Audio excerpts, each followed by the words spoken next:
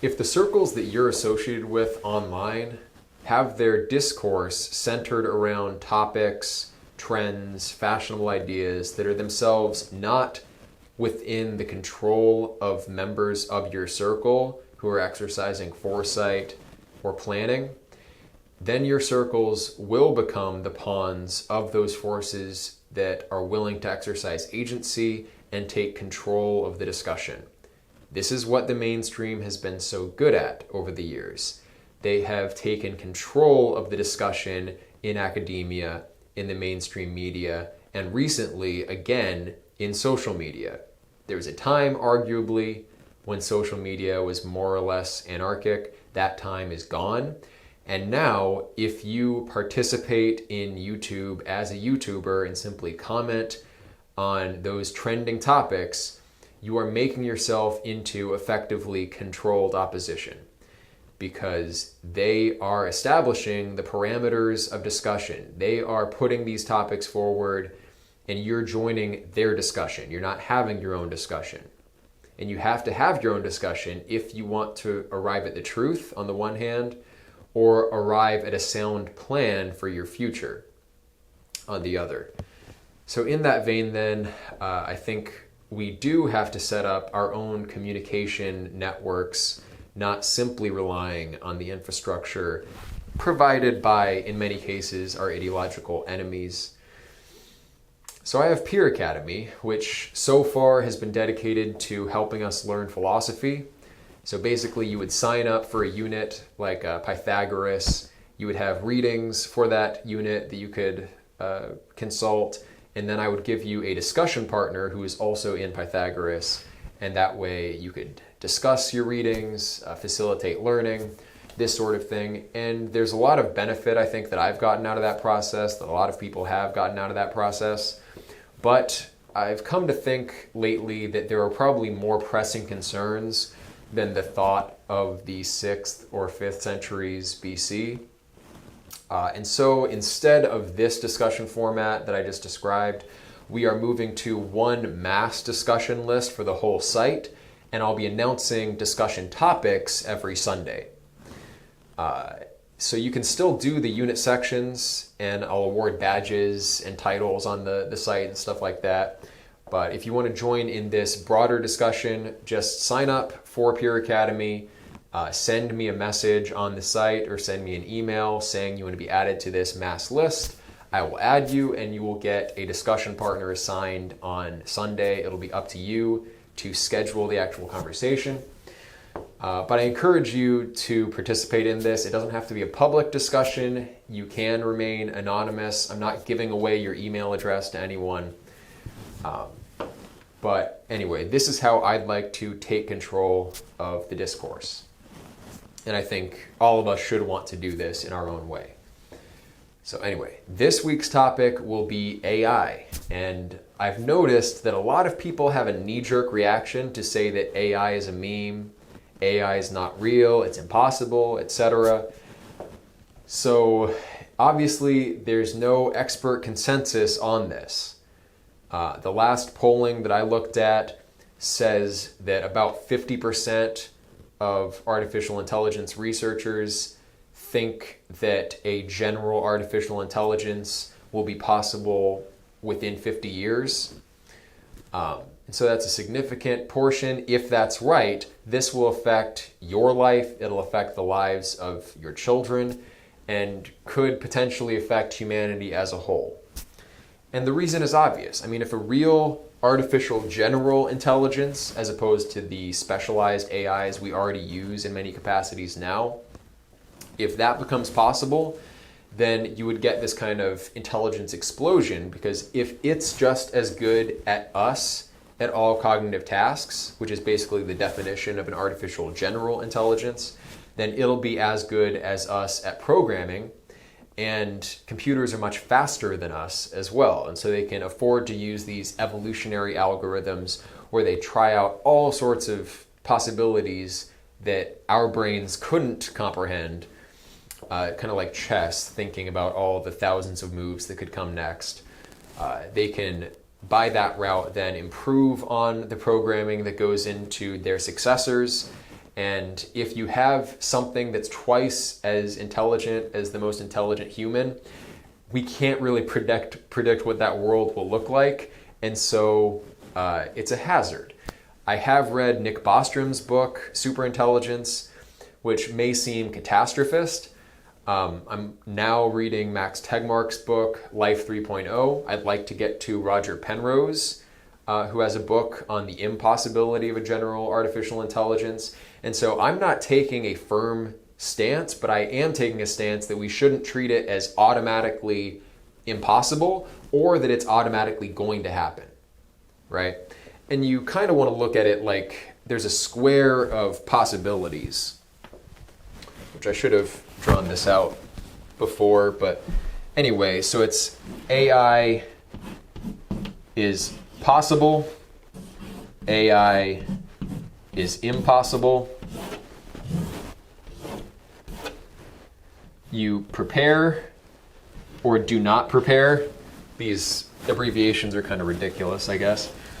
But anyway, so artificial intelligence is possible. We prepare for it. We potentially then have a beneficial AI that we have prepared for that's able to automate all sorts of tasks that we don't want to do. We can have a life of leisure. AI is possible. We do not prepare for it. Potentially, we have a scenario where we die off because AI has goals that we establish that, if taken to their extremes, that's supposed to be a skull, by the way.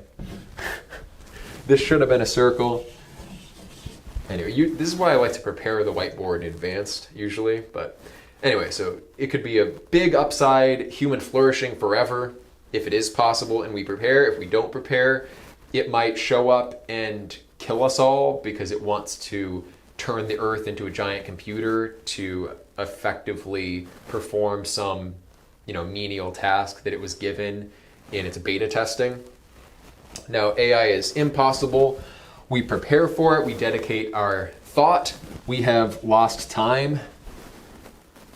AI is impossible and we don't prepare, and we didn't lose time. So again, don't pay attention to the acronyms all that much. You have to follow what I'm saying here. But clearly, the stakes of extinction and the possible benefits of utopia worldwide are much more extreme than the prospect of losing some time and money investing in artificial intelligence research or planning for dangerous AI. So this is kind of the probabilistic way we should be thinking of all sorts of decisions, not to simply take a stand and say, this is what's going to happen, because you don't know. The experts don't know. Nobody knows. And I want to emphasize that nobody knows for sure that AI is either possible, a general AI is possible or impossible. I would argue, from what I understand, it should be possible, right? And we want to differentiate here between an artificial intelligence and an artificial mind that has consciousness and a will of its own, right? Because right now we have specialized artificial intelligences that can do all sorts of specific tasks. Now, if we simply increased the number of artificial intelligences available and had a kind of meta artificial intelligence that could sort between the different specialized modules that it might want to use in solving any problem that it's given, then we can have effectively an artificial general intelligence, even if that intelligence is not itself conscious or aware of the goals that it's aiming at. Like a heat-seeking missile has a goal. We program a goal into machines with algorithms and different techniques. And the machines seek out these goals without being conscious of it necessarily in the way that we are.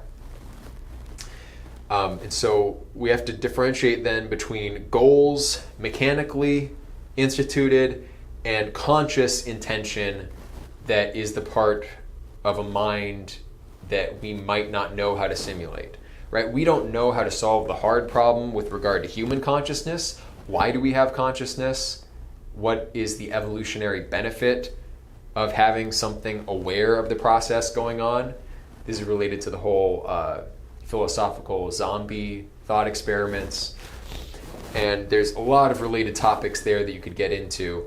But the definition of an artificial general intelligence that I'm concerned with, and I think we should be concerned with for pragmatic reasons, is a general intelligence that can perform basically all the cognitive functions that humans perform better than humans. And if this means having specialist systems for every particular task, and then some kind of general system for administering between these specialist modules, that for me gets you to, for practical purposes, an artificial general intelligence. And I've already talked about in the past the idea that a transhuman individual with some kind of brain chip that allows them to interface with these specialist modules might end up producing a kind of conscious pseudo-artificial general intelligence, cyborg superintelligence, something like that. All of these are real possibilities, but we don't know which ones, at least epistemologically, like we don't know which are possible and impossible physically. Is it possible to have a machine with consciousness? I don't know. It could be, but we don't know how consciousness is itself produced in us. To my mind, what would differentiate consciousness from some kind of computer system that performs various tasks mechanistically is the wholeness of the conscious experience. So consciousness is a viewing of a model of the world and of self that has the characteristic that all elements of the model, which is itself differentiated and complex, are presented in a single field of perception or representation. This is something like Kant's transcendental unity of apperception, right? It has this one and many quality, consciousness does. I've thought in the past maybe this could be something to do with a holographic effect, something like, the electromagnetic field that comes off our bodies. Perhaps every physical location in the electromagnetic field in real space contains all of the information holographically that's present in any part. And so the information would be globally distributed over a field. I'm loosely aware of some physical phenomena that have that property. There's also the holographic principle in physics to consider. So this is something, a technical question I'm not skilled enough to answer, but I don't think it's impossible, obviously, to have a conscious machine. If you can duplicate this kind of holographic effect, would that necessarily give you a will? Or what's the origin of the will that we have to do certain things? You could say evolution, but then where does evolution get its prime ingredients to start, manipulating our incentives with, right? Because that's always the argument, that we have a desire to reproduce because this is the kind of desire that would be amenable for evolutionary success. And so evolution is selected for the creatures with that kind of desire. But why was such a desire possible in the first place? So this is just kind of the subtler metaphysical aspect of the problem. But my view is that the unconscious intention, the kind of blind willing of basic forces, is what becomes the will in us. And this argument comes from Schopenhauer. And so he extends the concept of conscious will that we understand from self-reflection.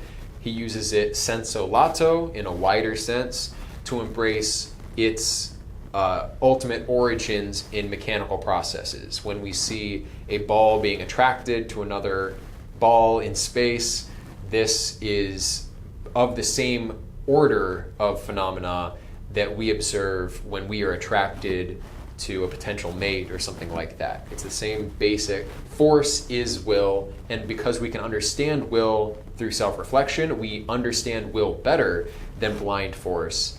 And when you really think about the mechanics of it, how does attraction, action at a distance actually work?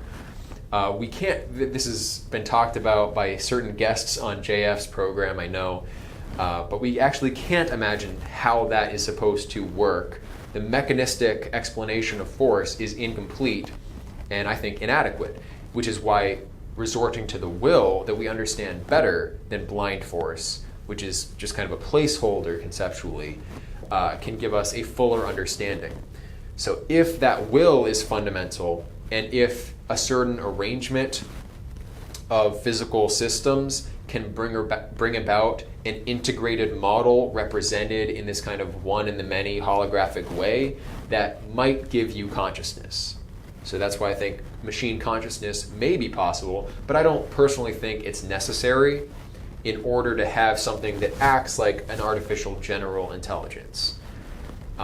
And ultimately, I don't even know if it matters if you have one AI doing all these tasks, or if you simply have enough specialist AIs controlled by different firms with their supercomputers that are able to outsource all these cognitive tasks more effectively.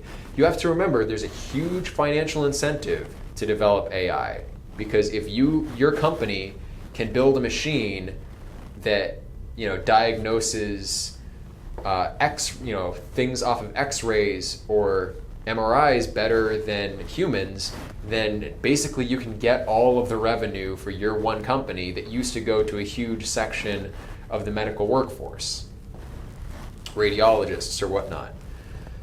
So there's a huge financial incentive for companies to develop AI. There are massive military projects, billions of dollars are being put into machine learning and related things for military applications. And as is typically the case, we don't know what the cutting edge research really is, because this is one area of technology with massive potential military application. You could have weapons of mass destruction that are extremely cheap if you have many drones using AI to seek out particular targets. There's a clip on YouTube. I don't know if it was from a full movie or if it was just kind of conceptual, but it was some guy giving a talk about this new variety of weapon that could detect someone based on their facial characteristics, and then have one round basically, and it would fly up and put that round directly into the brain. The round would explode, just an effective killing machine, and AI would make that sort of thing possible. There's a lot of other military applications that we simply can't think about. There are also other risks of AI besides just it being used to kill people. If we trust in AI to monitor the power grid, which we already do in many ways, then that AI could be hacked, that AI could fail, and the more responsibilities we give to AI, the greater the risks of these sorts of hacking events. So overall, those are just some general thoughts on AI, some of the risks. I think it's worth considering the possibility that it might come out. And I will link to other relevant articles. The thread will be there from Pure Academy in the description of this video. So go ahead and click on that thread and post anything if you have a serious argument to bring to bear. I want to hear counter arguments. I want to hear why people think AI is not possible, why it's just a meme. Because this kind of thinking is a little lazy in general. It's based on assertions. If you're just making assertions, I'm not going to address your argument. And we have to get beyond simply stating our opinion assertively. We have to make informed, well-reasoned, if possible, empirical arguments so that we can plan for our future. Now, in that vein, how do you plan for AI if it can replace all of the jobs that are out there? That's kind of the definition of an artificial general intelligence. It can do all the things that you can mentally, so why are you necessary anymore? Why is your salary justified? I don't think there is a way to prepare for this in terms of educating yourself or making yourself more marketable. If anything, going towards the arts and creative tasks that humans value being produced by humans, that might be security. In a sense, then, my music degree could be something to fall back on in an AI future. But more universally applicable, I think capital will become much more valuable in the future than income. The proportion of wealth generated from capital gains will increase relative to income in the future if AI just continues on its current course without even getting to an artificial general intelligence, just with these specialist modules sapping up different sections of the job market. Capital will become more valuable, and capital at heart comes down to land. And that's always been my philosophy.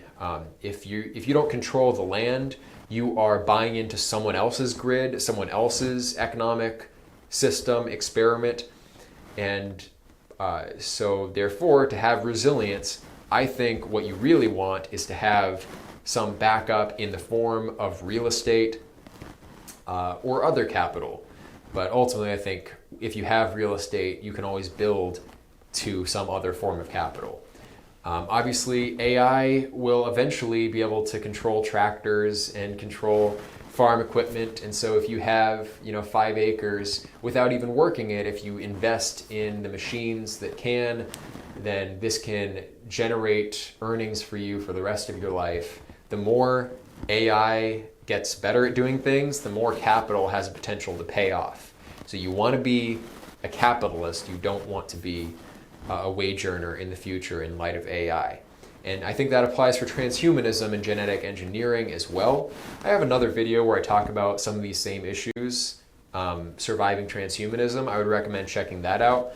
But contribute to this discussion, join the discussion list, and we will have a group discussion Friday evening, this Friday evening, let's say, 6 o'clock Eastern Standard Time, PM. And if someone has something they want to discuss publicly on this, if this is a topic that you have expertise in, go ahead and make your own video responding to it. I think we have to wrap our minds around this topic. And also, if you have recommendations for next week's topic, let me know. I can set up a poll on the site, and this can be a recurring thing. But anyway, thank you for listening, and let me know what you think about this new model for Peer Academy.